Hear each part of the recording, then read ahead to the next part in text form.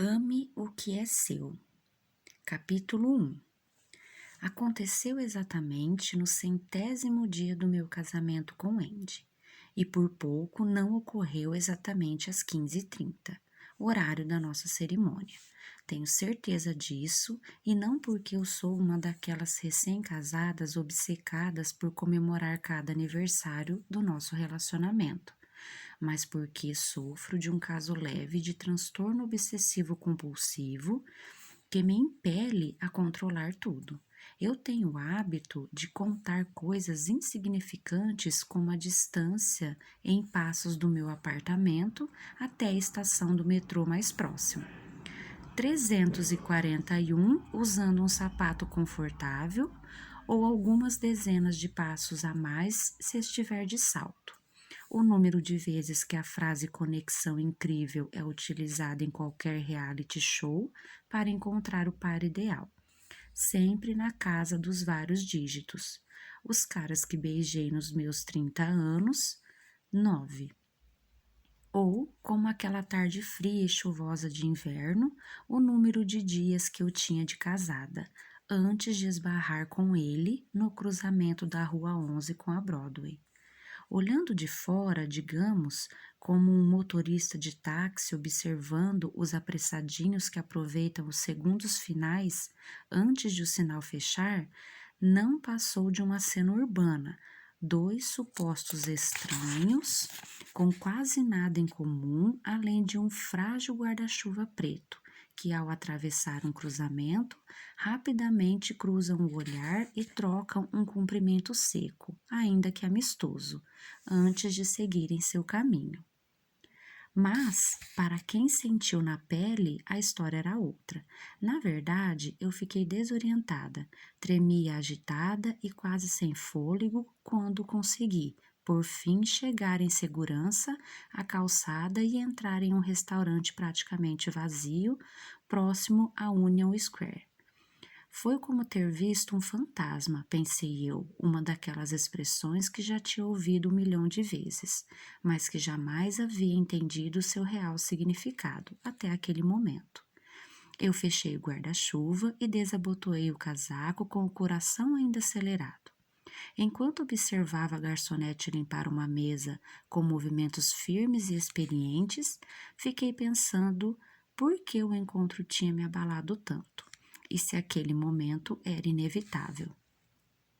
Não no sentido amplo do destino, mas sim do modo sorrateiro e teimoso como assuntos mal resolvidos costumam se impor sobre as almas relutantes.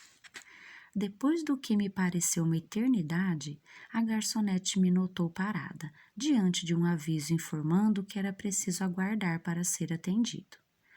Oh, não vi que você estava aí. Esqueci de tirar a plaqueta depois que o movimento diminuiu. Vá em frente, escolha onde sentar. O jeito dela me pareceu tão estranhamente acessível que cheguei a pensar se ela não seria uma vidente, e cogitei até me abrir com ela. Em vez disso, sentei no banco vermelho de vinil, em uma mesa no fundo do restaurante, e jurei jamais tocar no assunto. Dividir isso com um amigo seria um ato de deslealdade com meu marido. Contar a cínica da Suzane, minha irmã mais velha, daria início a uma chuva de discursos sobre casamento e monogamia. Escrever sobre isso em meu diário daria ainda mais ênfase ao assunto, o que eu estava determinada a não fazer. Contar ao Andy seria combinar estupidez com autodestruição e sofrimento. A omissão me incomodava, seria uma mancha escura logo no início do nosso casamento, mas concluí que seria para o bem. O que eu posso lhe oferecer? Perguntou a garçonete. Ela tinha cabelos ruivos, cacheados e umas poucas sardas. Anne estava bordado em seu uniforme. Impossível não pensar na melodia do musical Anne, da Broadway. Eu só queria um café, mas me lembrei de como era frustrante no tempo em que trabalhava como garçonete, quando alguém pedia apenas algo para beber, mesmo entre as refeições.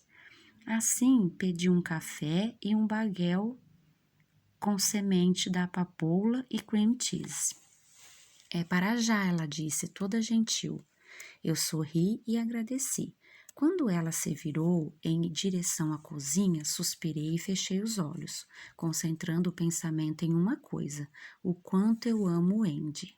Eu amo tudo nele, mesmo as coisas que desagradariam a maioria das mulheres. Sempre achei uma graça a dificuldade dele para lembrar o nome das pessoas.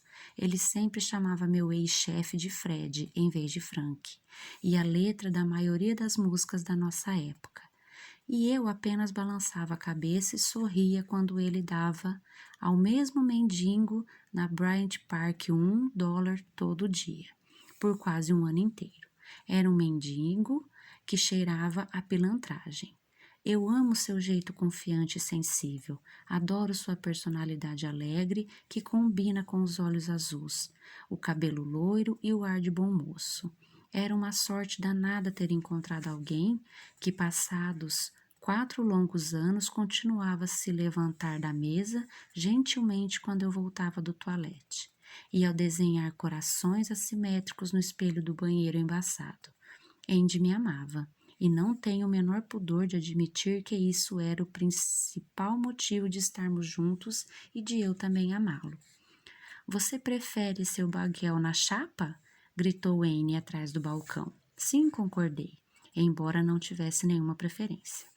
Meu pensamento voou longe para a noite que Andy me pediu em casamento em Vail. Ele fazendo de conta que havia derrubado a carteira só para poder se ajoelhar, em um gesto que deixou evidente que ele ensaiara 1 milhão de vezes. Eu me lembrei do sabor do champanhe, do anel reluzindo à luz do fogo queimando na lareira, e de ter pensado: aconteceu. Esse é o momento com o qual toda garota sonha, o momento com o qual eu venho sonhando exatamente como planejei e como sempre esperei. Anne trouxe meu café. Eu entrelacei as mãos ao redor da caneca quente e pesada, levei-a aos lábios e tomei um gole demorado, pensando no noivado de um ano inteiro, um ano de festas, despedidas de solteira e milhares de preparativos para o casamento. Discussões intermináveis sobre tule, fraques, valsas e bolos recheados de chocolate branco, tudo culminando em uma noite mágica. Lembrei emocionada da troca de juras, da nossa primeira dança embalada, os brindes carinhosos e capciosos que fizeram em nossa homenagem, discursos repletos de clichês que no nosso caso eram todos verdade, feitos um para o outro, amor de verdade, obra do destino. Relembrei nosso voo na manhã seguinte para o Havaí e de Andy e eu viajarmos de mãos dadas na primeira classe, rindo de todos os detalhes estapafúrdios do nosso grande dia. Qual era a dificuldade do pessoal da filmagem em misturar-se entre os convidados? Precisava chover daquele jeito no caminho até a festa? Puxa, quem diria o James, irmão dele, bêbado daquele jeito? Eu lembrei das nossas caminhadas no pôr do sol, dos jantares à luz de velas e em especial de uma vívida manhã que Andy e eu tínhamos passado em Lumayai, uma praia afastada em formato de meia-lua na baía do norte da ilha de Kauai. A areia branquinha e as rochas de lava que brotavam dramaticamente da cor de turquesa eram de tirar o fôlego, o lugar mais espetacular que já vi.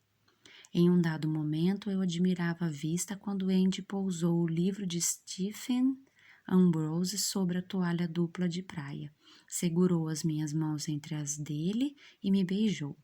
Eu retribuí o beijo, procurando memorizar aquele momento. O som das ondas quebrando, a sensação da brisa fresca do mar no meu rosto, o aroma de limão misturado ao do nosso bronzeador de coco. Assim que nos afastamos, eu disse ao Andy que eu nunca tinha sido tão feliz, e era verdade. Mas a melhor parte aconteceu depois do casamento, depois da lua de mel, depois de desembrulharmos e guardarmos os presentes práticos em nosso pequeno apartamento e colocarmos os nada práticos e requintados em nosso depósito no centro da cidade. Foi quando nos assentamos na nossa rotina de marido e mulher. Normal, simples e real. Era de manhã quando tomávamos café e conversávamos antes de sair para o trabalho.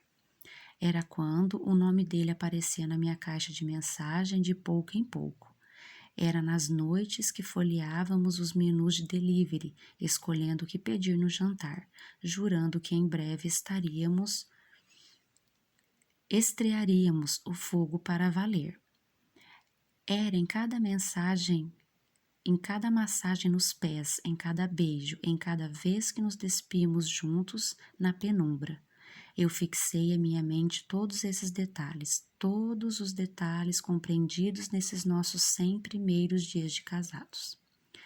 Ainda assim, quando N trouxe meu café, eu estava de volta àquela encruzilhada, meu coração disparado novamente. De repente, me dei conta de que não importava o quanto eu estivesse feliz vivendo ao lado do Andy, eu não iria esquecer daquele momento tão cedo, daquele aperto na garganta ao rever o semblante dele, por mais que eu desejasse desesperadamente esquecer, principalmente porque eu queria esquecer.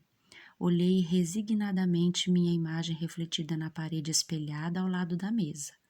Não havia qualquer motivo para me preocupar com a minha aparência, e menos motivo ainda para eu não me sentir triunfante ao constatar que, apesar de ter passado a tarde andando por aí sob a chuva, o meu cabelo estava extraordinariamente em um ótimo dia. Eu também estava corada, mas me convenci que minhas bochechas estavam rosadas por conta do frio, e nada além disso. Foi então que meu celular tocou e ouvi a voz dele, uma voz que eu não escutava havia 8 anos e 16 dias. Era você mesmo? Ele me perguntou. A voz dele parecia mais grave que eu me recordava. Não fosse por isso, seria como voltar ao passado. Era como retomar uma conversa de poucas horas antes. Sim, respondi. Então, seu celular continua o mesmo, ele comentou. Depois de um silêncio considerável e que eu me recusei teimosamente a quebrar, ele acrescentou. Acho que algumas coisas nunca mudam. Sim, respondi outra vez, pois, por mais que eu detestasse admitir, ele estava certo.